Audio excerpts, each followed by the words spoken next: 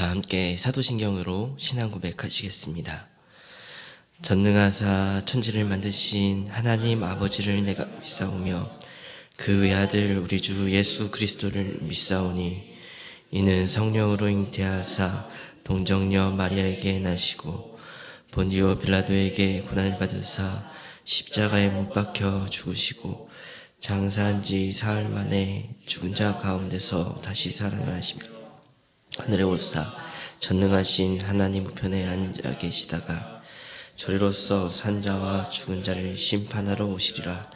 성령을 믿사오며 거룩한 공회와 성도가 서로 교통하는 것과 죄를 사하여 주시는 것과 몸이 다시 사는 것과 영원히 사는 것을 믿사옵나이다. 아멘. 다 함께 찬송 331장 찬송 부르시겠습니다.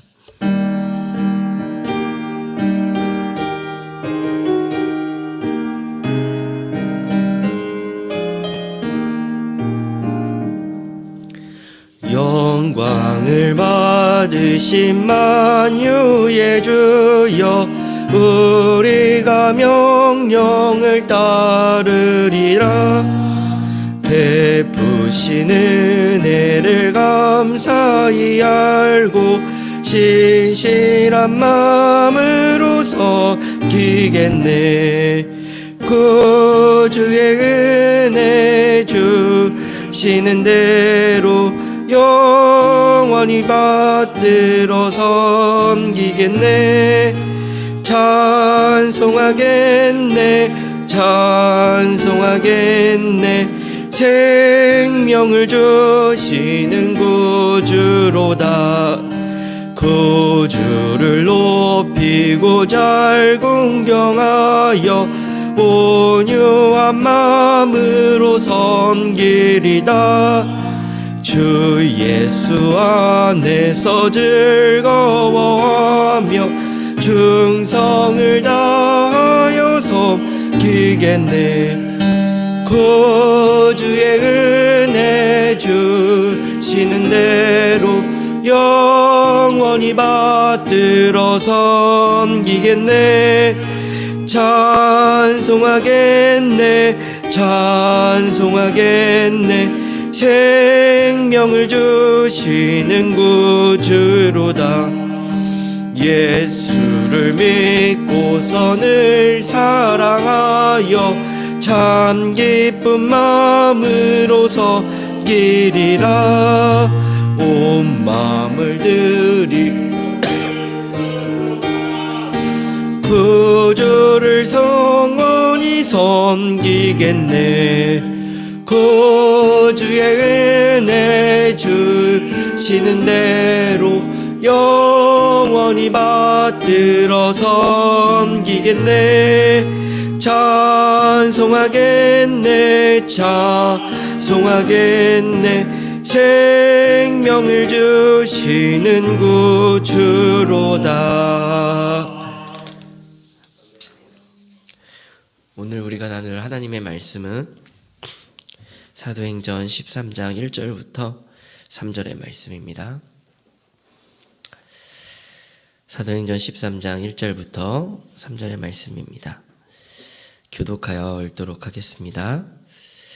안디옥 교회에 선지자들과 교사들이 있으니 곧 바나바와 니게르라 하는 시므온과 구레네 사람 루기오와 분봉한 헤롯의 젖동생 마나엔과 및 사울이라. 성경 금식할 때 내가 불러 시키는 일을 위하여 바나바와 사울을 따로 세우라. 함께 읽도록 하겠습니다. 이에 금식하며 기도하고 두 사람에게 안수하여 보내라. 아멘. 사도행전에는 가장 중심이 되는 핵심 구절이 하나 있는데요. 사도행전 1장 8절의 말씀입니다. 예수님께서 승천하시면서 말씀하셨습니다. 성경은 이렇게 기록하고 있습니다. 오직 성령이 너희에게 임하시면 너희가 권능을 받고 예루살렘과 온 유대와 사마리아와 땅끝까지 이르러 내 증인이 되리라 하시니라. 아멘. 사도행전 12장까지 방금 읽은 이 말씀대로요, 성령이 임하셨고 권능을 행했으며 예루살렘과 온 유대와 사마리아까지 복음이 전하여졌습니다. 그리고 오늘 우리 본문이 시작되는 이 13장부터는요, 땅끝을 향하여 그리고 이방인을 향하여 복음을 전하는 선교 사역이 본격적으로 시작되게 됩니다. 전 세계로 복음이 퍼져 나가는 데에는 그 중심에 안디옥 교회가 있었습니다. 안디옥 교회의 시작은 사도행전 11장에서 잘 나타나는데요. 스데반이 순교를 당하고 교회가 핍박과 박해를 받게 되면서 사람들은 흩어졌고요. 대부분의 사람들은 유대인들에게 복음을 전하였지만 구브로와 구레네 몇 사람이 안디옥에서 헬라인에게 복음을 전했습니다. 그때 사도행전 11장 21절은 이렇게 기록을 하고 있습니다. 주의 손이 그들과 함께 하심에 수많은 사람들이 믿고 주께 돌아오더라. 복음이 전파되고 복음을 받아들이는 사람들이 많아지자 예루살렘 교회는 바나바를 안디옥으로 파송하였습니다. 그리고 바나바는 홀로가 아니라 또 다소에 가서 사울을 데리고 와서 함께 1년간 안디옥에서 사람들을 가르쳤습니다. 11장 26절은 이렇게 기록하고 있습니다. 만남에 안디옥에서 데리고 와서 둘이 교회에 1년간 모여 있어 큰 무리를 가르쳤고 제자들이 안디옥에서 비로소 그리스도인이라 일컬음을 받게 되었더라. 비로소 그리스도인이라 일컬음을 받게 되었더라. 그리스도인이라는 말은요, 그리스도의 추종자라는 뜻인데요. 물론 처음에 이 그리스도인이라는 말은요, 우리가 흔히 말하는 예수쟁이처럼 비난이고 비아냥거리는 의미도 있었습니다. 하지만 그리스도인이라는 말은 그리스도를 따르는 사람들로 인정을 받았다는 뜻이었고 1년간의 그들의 가르침은 그들을 그리스도인으로 성장시킬 만큼 많은 성장을 이뤄낸 것이었습니다. 오늘 우리는 안디옥 교회의 이 성장의 모습을 통하여 우리의 삶을 비추어 보고자 하는데요. 오늘 함께 나누고 싶은 안디옥 교회의 특징은 방금 우리가 이야기했던 안디옥 교회는 성장하는 교회였다는 것입니다. 오늘 본문에는 그들이 성장하는 모습을 볼 수 있습니다. 먼저 안디옥 교회의 지도자들이 많아지는 성장이 있었는데요. 사도행전 13장 1절은 안디옥 교회의 선지자들과 교사들을 이렇게 소개하고 있습니다. 안디옥 교회에는 선지자들과 교사들이 있으니 곧 바나바와 니게르라 하는 시므온과 구레네 사람 루기오와 분봉왕 헤롯의 젖동생 마나엔과 및 사울이라. 처음에는 예루살렘 교회가 바나바만을 파송했습니다. 헬라 문화권이다 보니 정통 유대인인 바나바는 헬라 문화에 익숙한 사울을 다소에서 데리고 왔고 함께 가르쳤습니다. 그리고 그 가르침의 끝에 어느새 5명의 지도자가 되었다라고 이야기하고 있는 겁니다.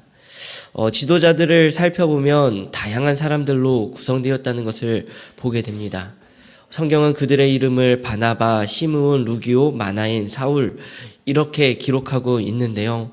그 중에 시므온을 설명할 때에는요, 니게르라 하는 시므온이라고 표현을 합니다. 니게르라는 말은요, 라틴어에서 온 단어인데요, 검다라는 뜻입니다. 그러니 흑인이었다라고 볼 수 있고요. 그는 역시나 이방인이었습니다. 루기오라고 하는 사람은 앞에 구레네 사람이라고 설명을 합니다. 그의 지역이, 그의 출신이 구레네였다는 것입니다. 또한 마나에는 분봉왕 헤롯의 젖동생으로 기록되고 있는데요. 여기서 말하는 헤롯은요, 사도행전 12장에서 어제 보았던 본문에서 나오는 그 헤롯이 아니라 헤롯 안디바라고 기록되고 있는 헤롯 안티파스를 일컫는 말입니다. 자기의 동생의 아내인 헤로디아를 아내로 맞아들였고 이를 비판하던 세례 요한을 죽인 인물이었습니다. 그의 젖동생이라고 표현한 것은 두 가지로 해석이 되는데 아마도 마나엔의 어머니는 헤롯의 유모였다라고 해석이 되어지기도 하고 헤롯 왕가의 일원이었다라고 해석이 되기도 합니다. 무엇이었든 간에 둘 다 헤롯 왕가와 굉장히 밀접한 관계가 있는 사람이었고요. 사도행전 12장에서도 헤롯 왕가가 얼마나 유대인들을 지지하고 그리고 그들의 지지를 받기 위하여 초대교회 지도자들을 박해하였는지를 볼 수 있습니다. 그런 가문에서 온 사람이었습니다. 또한 이름을 봤을 때는 그는 남자가 아니라 여자였음을 알 수 있습니다. 바나바와 사울을 이어서 세워진 지도자들은 인종, 출신, 성별, 환경 모든 것이 다 달랐던 사람들이었습니다. 복음을 가르치고 성경을 연구하고 사람들에게 그들의 그 성경을 가르치는 이 지도자들이 이렇게 구성된 것만 보아도 안디옥 교회는 환경과 출신이 아닌 진정으로 그리스도로 하나 된 공동체의 모습을 갖추고 있었다라는 것을 볼 수 있는 것입니다. 어떻게 이런 성장을 가질 수 있는 것이었을까요? 단순히 이방이라는 그러한 지역적인 여건 때문이었을까요? 그것이 아닙니다. 그 이유는 복음밖에 없습니다. 예수 그리스도의 복음이 그들을 성장시킨 것입니다. 그곳이 이방이어서 더 많은 이방인들이 모일 수는 있는 것이지만 그것이 복음의 힘이었고 능력이었습니다. 성경은 안디옥 교회의 사람들의 모습을 이렇게 기록하고 있는데요. 2절은 이렇게 기록하고 있습니다. 주를 섬겨 금식할 때에 성령이 이르시되 내가 불러 시키는 일을 위하여 바나바와 사울을 따로 세우라 하시니. 이어서 4절도 이렇게 기록합니다. 두 사람이 성령의 보내심을 받아 실루기아에 내려가 거기서 배를 타고 구브로에 가서.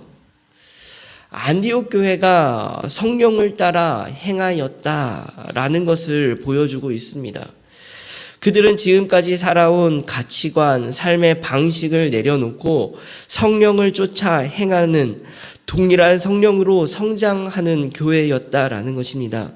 이러한 성장은 한 성령 안에 있었기에 가능한 것이었습니다. 그들의 성장은 자신의 공동체에서 멈추지 않았습니다. 안디옥 교회는 바울과 바나바를 파송을 합니다. 아무리 다른 지도자들이 세워졌다 하더라도 교회의 가장 핵심이 되어지는 목회자 2명을 전부 지금 존재하지도 않는 사람들을 위하여 내어 보내는 것이었습니다. 안디옥 교회의 성장이 보여주는 것은 무엇입니까? 우리가 여기서 반드시 기억해야 할 것은 그들의 성장이 단순히 말과 지식에 국한된 성장이 아니었다라는 것입니다. 그들의 삶에 관하여 전인격적인 성장이 있었다라는 것이에요. 예수 그리스도의 복음은 우리로 하여금 전인격적인 성장을 일으키십니다. 하나님을 아는 지식에 성장이 있는 만큼 그 행동과 또한 그 마음이 변화합니다. 영혼을 품는 그 그릇이요 점점 더 넓어져 가고 성장해 나간다는 것이에요. 그러나 우리의 삶에는 언제나 불균형이 존재합니다. 특히 아는 만큼 행동하지 않습니다. 행동한다 하더라도 율법적으로 혹은 누군가 정죄하기 위한 도구로 사용되는 경우도 너무나도 많습니다.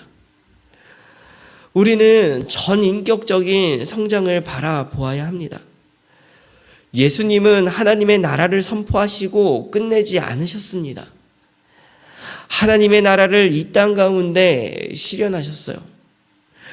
포로된 자를 자유케 하셨고 눈먼 자를 눈뜨게 하셨습니다. 이것이 기적을 베푸는 예수님에게만 해당되는 것이 아니었습니다. 예수님은 우리가 그렇게 이 땅 가운데 하나님의 나라를 실현하는 한 사람이 되기를 원하셨습니다. 안디옥 교회는 복음 가운데, 하나님의 말씀 가운데 하나님의 그 뜻을 누구보다도 먼저 발견한 것이었습니다. 그래서 누구보다도 먼저 교회가 합심하여 이 선교를 위하여 지도자들을 보내고 그들을 위하여 기도하고 그들과 함께 뜻을 모으고 마음을 다하는 공동체가 되었던 것입니다. 하나님의 말씀을 따라 영혼을 품는 사람들이었던 것입니다. 하나님의 말씀 앞에 과감히 자신이 살아온 가치관과 선입견을 아낌없이 버린 사람들이었습니다. 우리에게는 전인격적인 성장이 필요합니다. 예수님께서 우리를 위해 피와 땀, 자신의 모든 것을 아낌없이 버리셨듯이 내가 가진 생각을 내려놓고 정말 한 사람을 한 영혼으로 바라보며 사랑할 줄 아는 전인격적인 성장이 필요합니다. 우리는 오늘 하루 하나님 앞에서 자라나는, 성장하는 그러한 하루가 되어지기를 간절히 소망합니다. 하루를 살아가며 우리의 삶에 하나님의 말씀으로 도전하는 상황이 우리에게 주어질 때에 우리가 그것을 외면하지 아니하고 예수 그리스도의 말씀으로 나 자신을 깎아내는, 그렇게 살아내는 그 깎아냄과 그 다듬어짐이 아플지라도 나 자신을 더 내려놓는, 그렇게 성장하는 저와 여러분들이 되시기를 예수 그리스도의 이름으로 축원합니다. 우리 함께 말씀을 기억하며 기도했으면 좋겠습니다. 우리 먼저 기도하실 때는 예수님을 닮은 그리스도인으로 전인격적인 성장이 우리의 삶 가운데 있게 해달라고 기도했으면 좋겠고요. 두 번째로 기도할 때는 우리의 모습을 통하여 모든 삶의 자리에서 그리스도의 향기를 전하게 해달라고 기도를 했으면 좋겠습니다. 마지막으로 교회를 위해 기도하실 때는 08 여 다락방을 위하여 기도하는 날입니다. 매일매일의 일상이 말씀과 기도로 채워지는 온전한 공동체가 되게 해달라고 우리 그렇게 함께 기도하며 나아갔으면 좋겠습니다. 함께 기도하시겠습니다.